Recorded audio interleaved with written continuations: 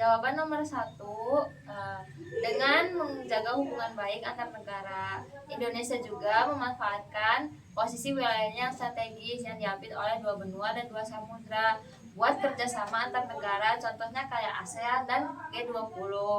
Kalau misalkan semua itu dikelola dengan baik oleh pemerintah, maka rakyatnya pun akan merasa keuntungannya.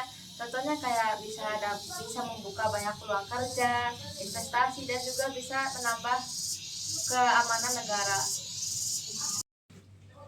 Jawaban nomor 2, menurut saya pemerintah itu harus yang pertama meningkatkan pengetahuan dan pemahaman akan pentingnya posisi strategis negara Indonesia.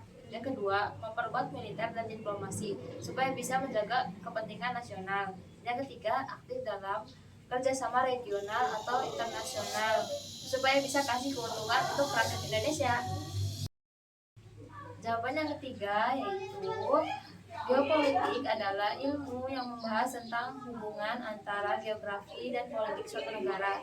Sedangkan geostrategi itu adalah lebih ke cara atau strategi suatu negara untuk mengatur kekuatan nasionalnya supaya bisa mencapai tujuan politiknya. Diibaratkan kalau misalkan geopolitik itu gambaran besarnya, kalau geostrategi itu langkah-langkahnya. Yang pertama yaitu pembangunan tol laut. Ini adalah salah satu cara untuk menghubungkan pulau-pulau lain. Tujuannya untuk mendistribusikan barang secara merata dan memperkuat konektivitas nasional. Dan pemindahan ibu kota dari Jakarta ke IKN ini adalah salah satu strategi untuk pemerataan pembangunan dan mengurangi jumlah penduduk di Pulau Jawa.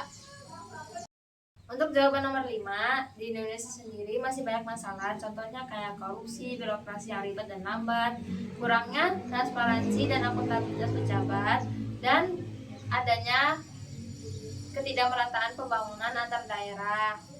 Nah, kalau itu semua belum dibenahi dengan baik, maka good governance di Indonesia tidak akan berjalan dengan lancar. Jawaban nomor terakhir, contoh orang yang beragama tapi secara berlebihan. Yang pertama, mereka itu menganggap semua orang yang berbeda keyakinan dengannya itu sebagai orang yang kafir atau sesat. Lalu dia suka memaksakan kehendak agamanya kepada orang lain tanpa adanya toleransi. Contoh sikap ekstrim dalam beragama. Satu, menggunakan kekerasan atas nama agama.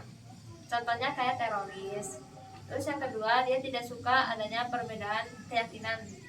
Terus yang ketiga, mudah menyesatkan atau mengkafirkan kelompok lain. Nah, posisi orang moderat itu ada di tengah-tengah, dia netral. Dia memiliki keimanan yang teguh dan kuat, tapi dia tetap terbuka dengan yang lain. Dia juga toleran dan tidak suka maksaan orang lain. Biasanya orang moderat itu dijadikan penyeimbang supaya tidak ada pihak yang terlalu ke kanan atau ke kiri.